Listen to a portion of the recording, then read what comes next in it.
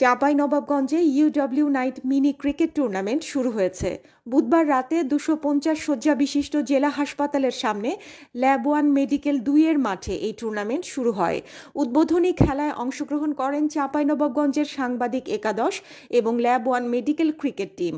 টসে জিতে প্রথমে ব্যাট করার সিদ্ধান্ত নেন ল্যাব 1 মেডিকেল টিমের অধিনায়ক। 10 ওভার ব্যাট করে সাংবাদিক একাদশকে 91 রানের লক্ষ্যমাত্রা বেঁধে দেয় ল্যাব 1 টিম। পরে সাংবাদিক একাদশ ব্যাট করতে নেমে 10 ওভারে 72 রান সংগ্রহ করে 18 রানে পরাজয় বরণ করে।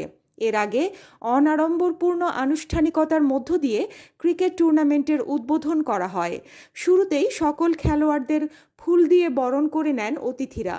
এ সময় উপস্থিত ছিলেন চিকিৎসক আব্দুস সামাদ, শামসুল আলম রাশেদ, ফরহাদ আলী সুইট, সাদিকুল ইসলাম, মশিউর রহমান মানিক, ল্যাব 1-এর ব্যবস্থাপক মইনুল ইসলাম ডলার, সাংবাদিক মনোয়ার হোসেন জুয়েল সহ অন্যরা।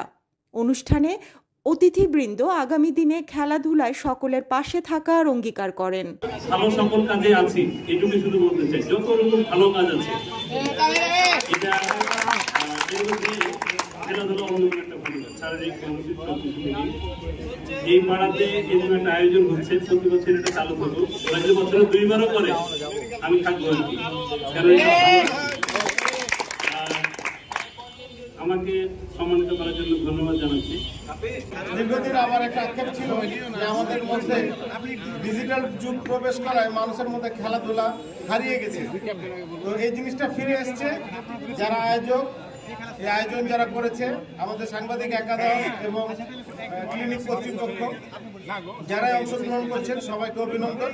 এই ধরনের খেলা আরো বেশি বেশি আয়োজন করা হোক, এটাই কামনা করি। আপনাদের যদি আশেপাশে এরকম কেউ